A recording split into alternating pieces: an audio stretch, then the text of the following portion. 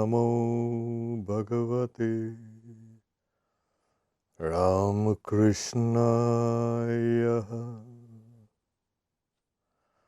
Om. Salutations to Bhagavan Ramakrishna. We have today Vedanta and responsibility. Some time ago, a few Sundays ago, we spoke about the immense possibilities of Vedanta. Vedanta and its immense possibilities. This will be more like a sequel to that talk. People might ask, what is this new Vedanta, Vedanta and responsibility?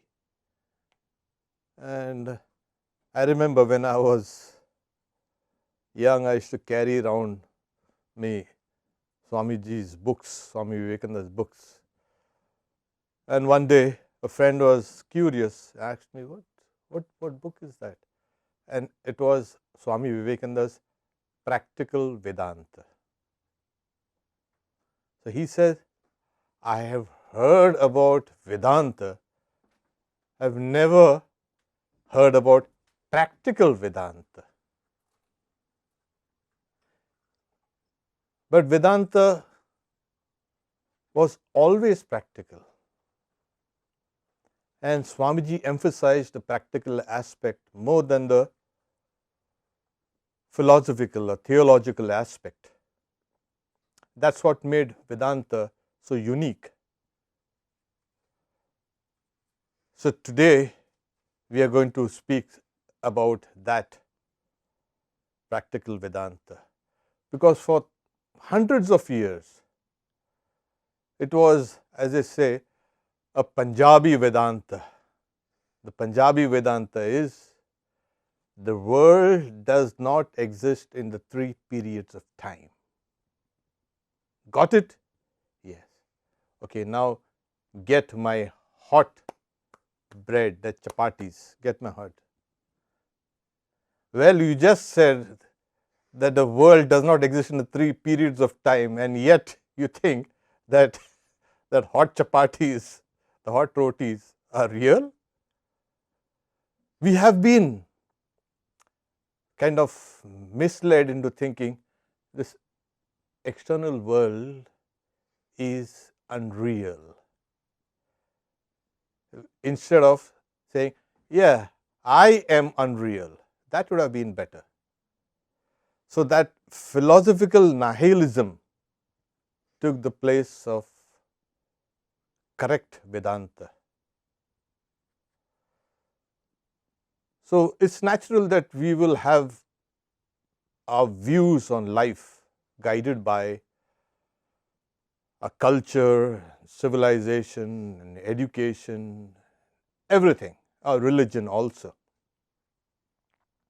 That's the lens that we see and understand life. But if we could have even taken this seriously and not quarreled along with others because of this view of life, that this is the view of life, the correct view and my view, it's just your view, and that is dictated by the paradigm that you have been brought up in. It does not mean it's comprehensive.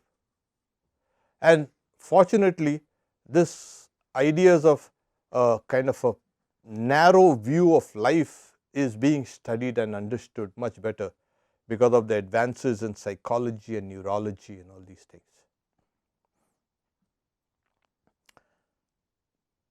So we have these faiths and beliefs and all these things guiding our view of life, and also, unfortunately, the afterlife. And we have learned to believe that and base all our, you can say, hopes and aspirations on that belief. But the beliefs are all fragile.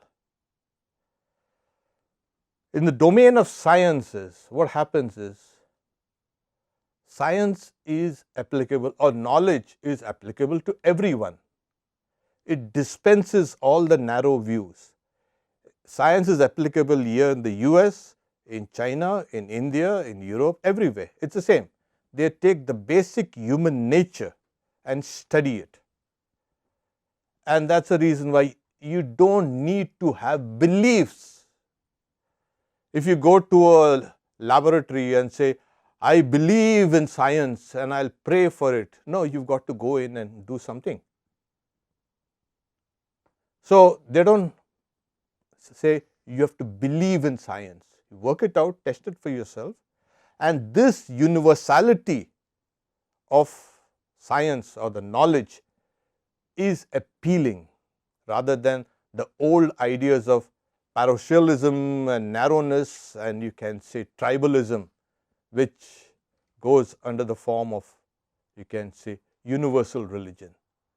So this universal, you can say, ideas of knowledge, the very essence of knowledge based on human nature, is what is called Vedanta. So it's after a very, very, very long time in human history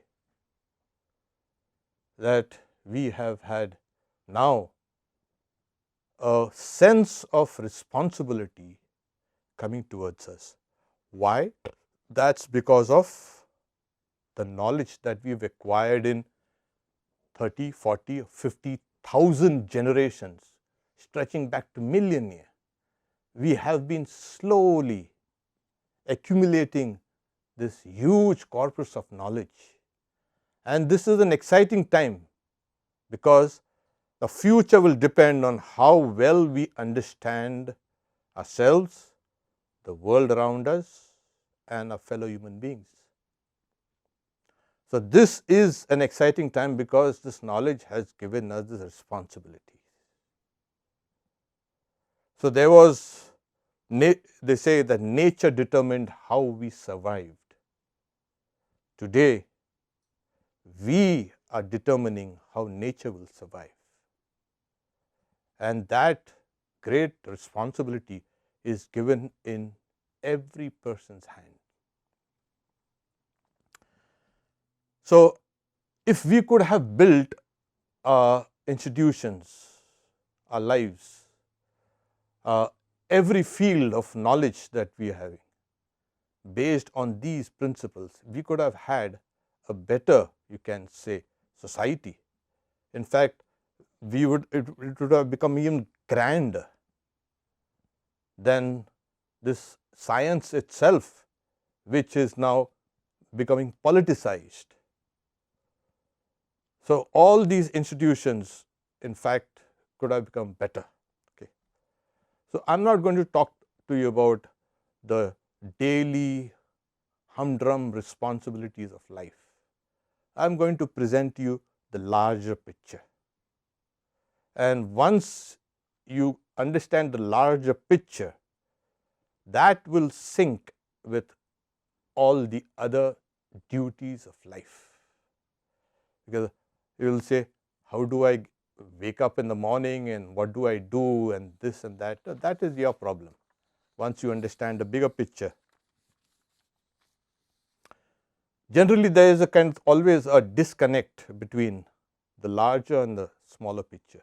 We may be good people, good professionals, good this, everything is good, but somehow we are not acting responsibly. For instance, we may go through a whole day as good people, but our very actions are harming others or other lives. We may not be even aware of this. Take for instance, suppose we use plastics and we discard it. We are very dutiful about that, dutifully using plastics. But that is killing other lives and finally it will kill us. That is not sinking in. We are very dutiful people, very nice people. But that disconnect between the reality of this and that is not sinking in. So there was a time when all the problems in life and all the problems in the world? Well, blame it on God, or blame it on that person, or blame it on those people. So, Vedanta says that will not do anymore. You have to take the whole responsibility on your shoulders. Swami Vivekananda says, take the whole responsibility on your shoulders and know that you are the creator of your own destiny. All the strength and succor that you want is within yourself. Therefore, make your own future. These are Swamiji's very stirring words. So, one of the greatest ideas which has not been fully comprehended is the idea of evolution. It's more than 150 years since Charles Darwin wrote The Origin of Species. And today we are teasing out that complex mechanisms. It's unbelievable. In fact, if we could implement these ideas of evolution, which are everywhere, you see anything and then you have a surface view of things and say this is a, but behind it is a long history. Behind your own lives, there is a long history, and the future also has a long history. Everything in this world has a very, very, very ancient history. If we could plumb the depths, we could understand, we could have built better institutions, better facilities, better life care, better approach to life. Everything would have become enhanced. Today, we are in a way trying to unravel and bring forth these ideas of evolution. They are everywhere. It's pervasive. Nothing happens without a cause. Nothing. So, it's a very ancient idea in India, the Satkaryavada, the transformation of the real thing. There is nothing that is static.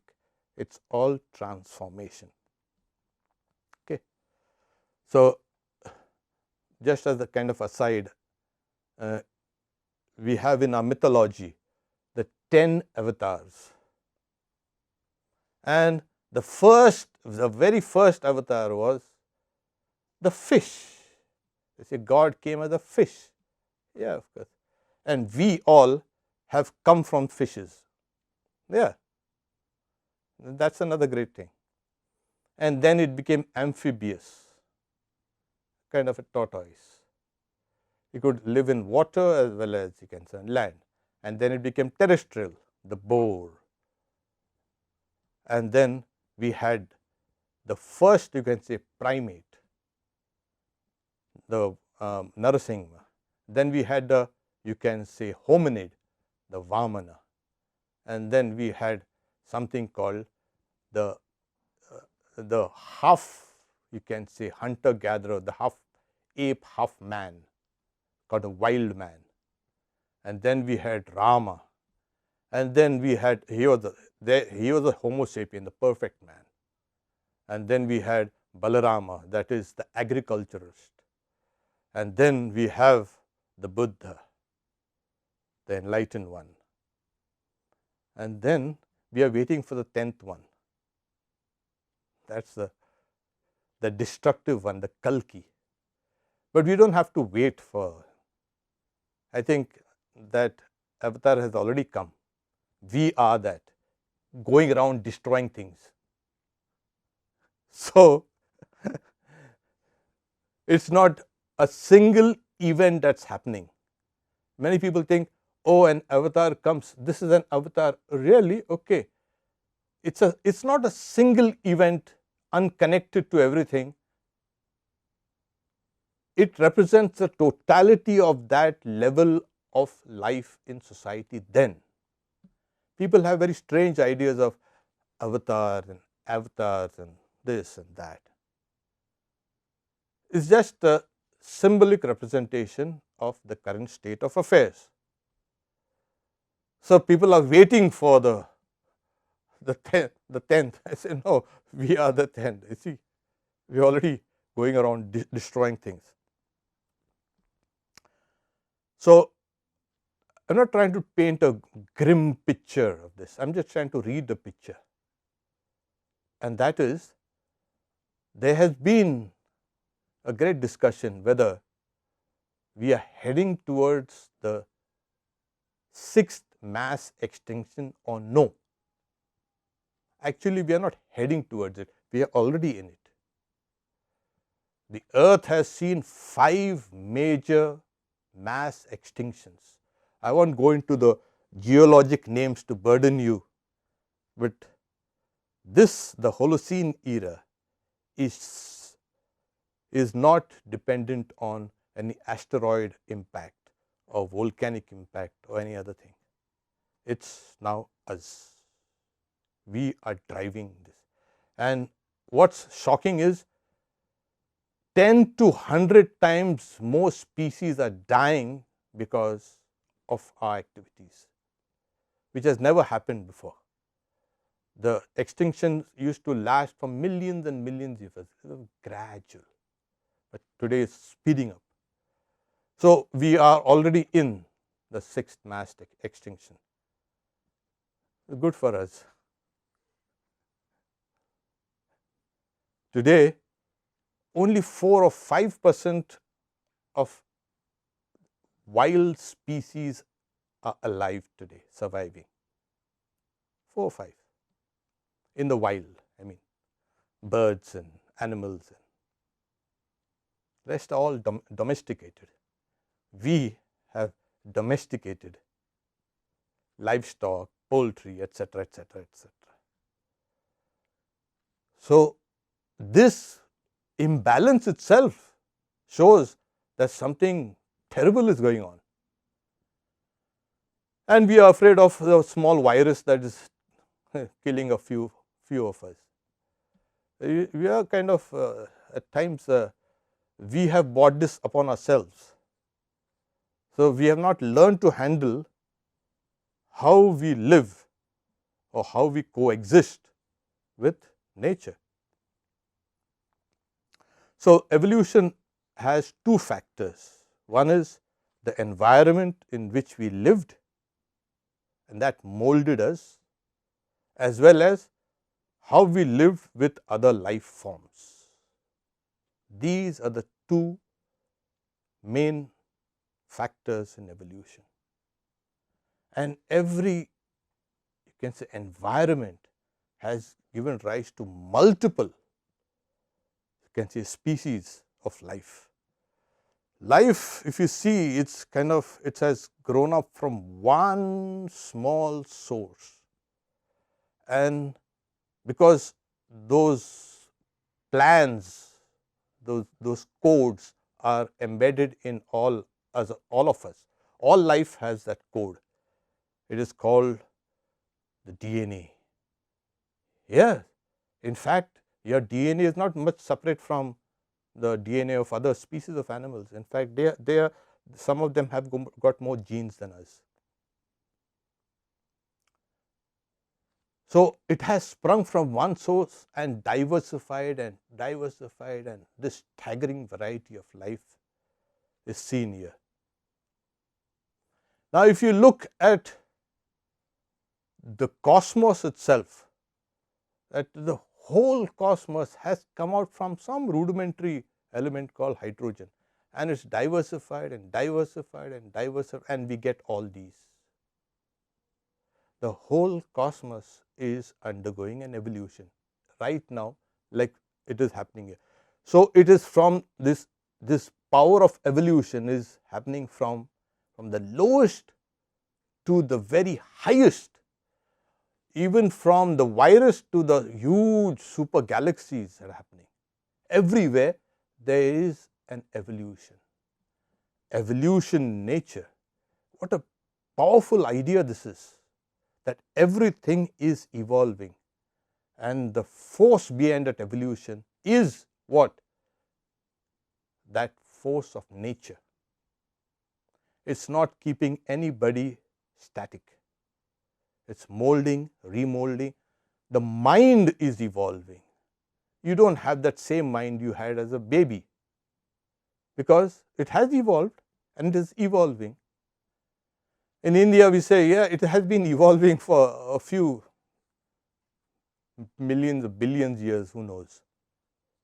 So, the mind also evolves, matter also evolves, life evolves, everything evolves, everything is a product of evolution. And we are the products of evolution and also its greatest gifts. And that is the responsibility that we have. Today, we are also contributing to evolution with all our scientific knowledge and whatever. It's like as if the planet has built its own mind. It's not that, okay, this is gross matter, it's dead, insentient. The line between sentiency and insentiency has been broken by evolution. You cannot say this will be this is dead matter. It was a tree at one time. Oh, really? Yeah. And it will go back into a tree, and then it will go back into a person and everything. So the whole thing is one composite whole. There is no degree of sentiency and insentiency in nature. It's a constant transformation. Okay. So we have one thing that is going on for us, this tremendous power of evolution that is taking things further, higher and higher and higher away. It's a perfect picture. There cannot be anything more complete in this picture. Yes, and it can explain the smallest as well as the very highest. But there is one missing link in this picture, and that is Swami Vivekananda says that wherever there is an evolution, there has to be an involution. Yes, it's a brilliant, in fact, it's an ancient idea. If everything is cyclic in nature, then there's evolution, there has to be something that goes into it and evolves out of it. What evolves? That which was involved. To give you a simple example is, a seed is an involved tree, and the tree is an evolved seed. And this plan, this model is repeated ad infinitum at every level of life. So he says, what got involved? Yes, something has to get involved. For it, something has to be there. You see, they say that it's evolving. What is the end of evolution? We don't know. We will tell you. It's cyclic and something was involved. Now you come down to a tremendous, you can say, aspect, what Swami Vivekananda says. So if you take the beginning, you will find the end. The beginning and the end is the same. It's a continuum. There is no break. So it's a complete circle. So every point in space and time is nothing but just an imaginary point in space and time. So we see the whole evolution and then involution is going on and on. So Swamiji says then, what got involved?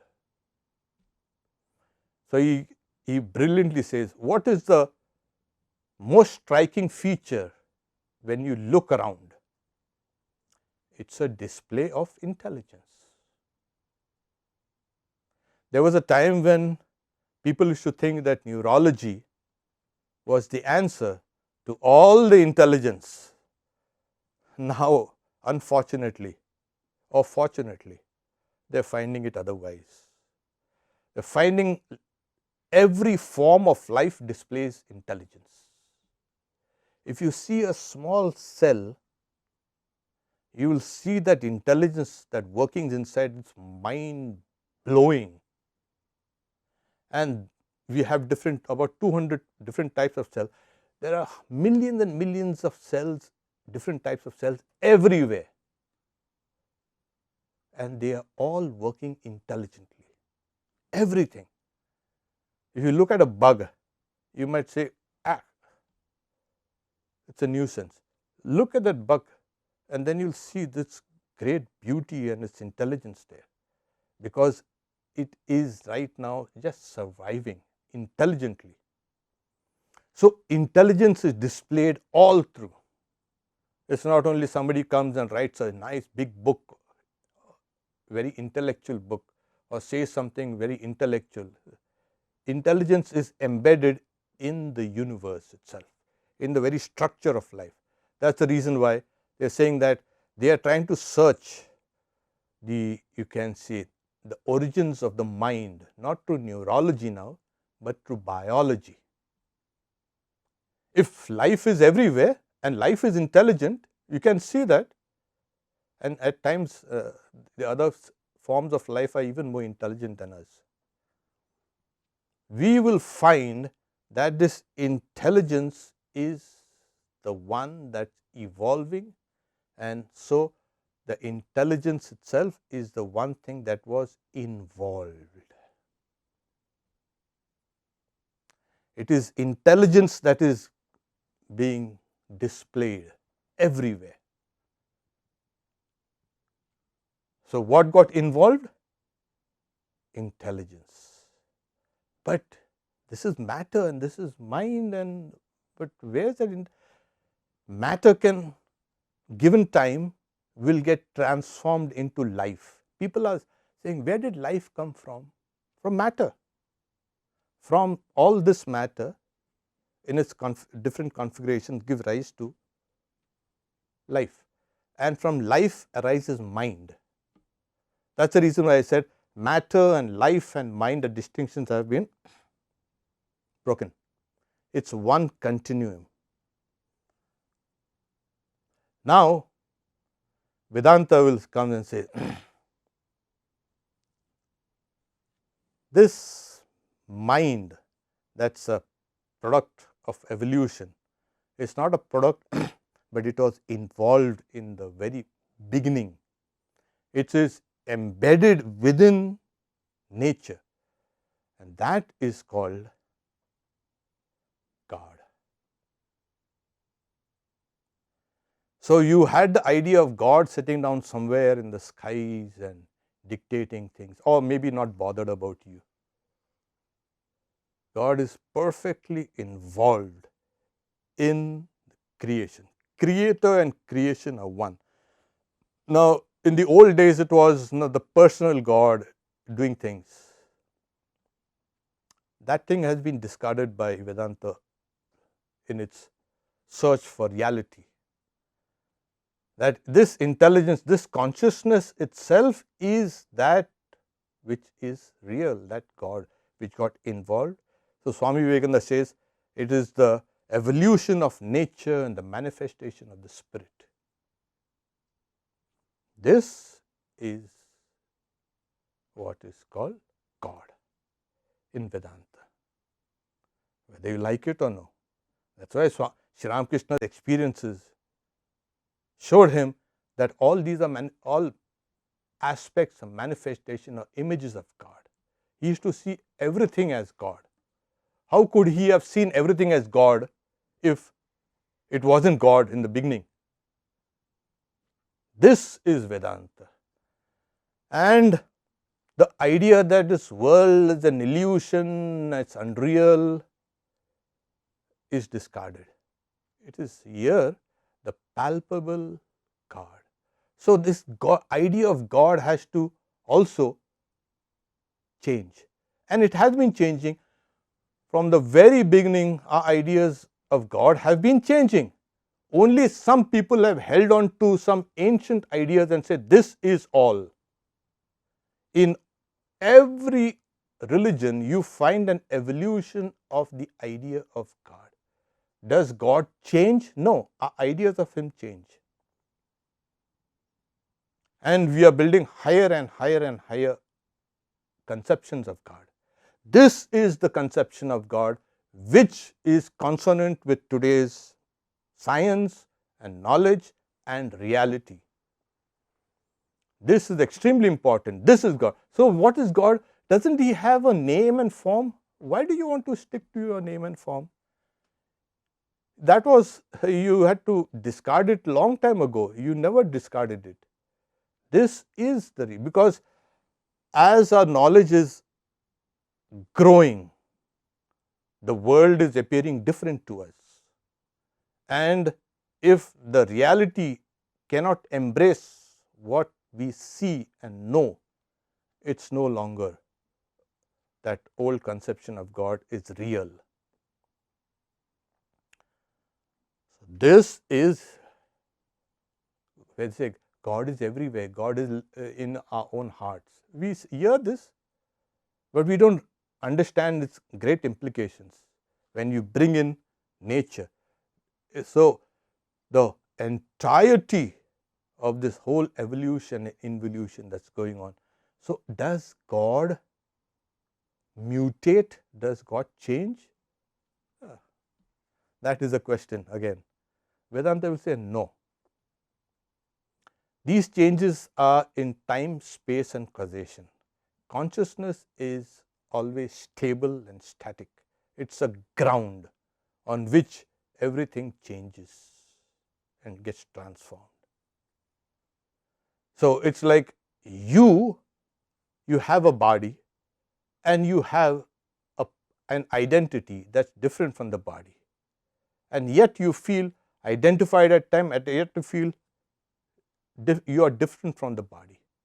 It's the same way that consciousness that's manifested all over is that hidden, uncoiling reality, slowly coiling. And where is it coiling? Somewhere in the tree, tree, and within you also, and within me. And that's the reason why in Vedanta says everyone will get liberated. Everyone is liberated already. Only thing you don't know. This is the religion of today, and it will be the religion of tomorrow. So, what is our responsibility? Responsibility for all life. Now, you cannot criticize or call out anybody for things, because the world has seen enough of this, it's having enough of this. If you can see that all these are embedded, including me and everything else, within that reality of consciousness, of God, of intelligence, then it becomes a better world. So, Swamiji, he gave us this idea of God and religion for this age. So, when I was kind of preparing this talk, I was saying it reminded me of a student in ancient India. After he listens to a discourse by his teacher, so he is saying, "Tell me of the Upanishad, O teacher." Saying, "I have already spoken to you of the Upanishad, my child." Saying, "This is the Upanishad." So, you say, what is Vedanta? This is Vedanta, but you never spoke in terms of the ancient Vedantic language or that Sanskrit, the language. No, this is Vedanta. And we are all Vedantists. That is another aspect. So, Vedanta is not something outside you. Vedanta is your own life, your own mind, your own body, and your own meaning of life. And once this is understood, so at one time also, all the monks had gathered together to wait for the Buddha to start a discourse. So Buddha looked around and seen there was one missing monk. So he gets up from his seat and goes to the monastery, and after about an hour he comes back. That monk was sick, and so Buddha, he cleans him up and feeds him, and then he returns. And then he's silent. He's saying, well, won't there be any kind of discourse, O Lord, today? Oh, we've already had a discourse. This was a discourse. So what is our, you can say, our responsibility now? Go out and serve. Serve everyone as a multiplication of your own self, or love everybody as they are part of that divine. This is our responsibility, and once we have this responsibility, then every other details of life will fall in place. So to recapitulate the main idea, that responsibility grows out of the sense of oneness. The one has become the many, and every life is interconnected. We cannot take up one side of the argument. So if there is evolution, or life has evolved, there has to be an involution also, because everything moves in a cyclic manner. And what was involved in the very seed, it's that universal consciousness or intelligence or God. And that God is involved and is evolving, that this kind of reality, this idea of nature, will make us now responsible towards nature, worship nature. That will be the religion of the future. Om, peace, peace, peace, in the name of the Lord Hari.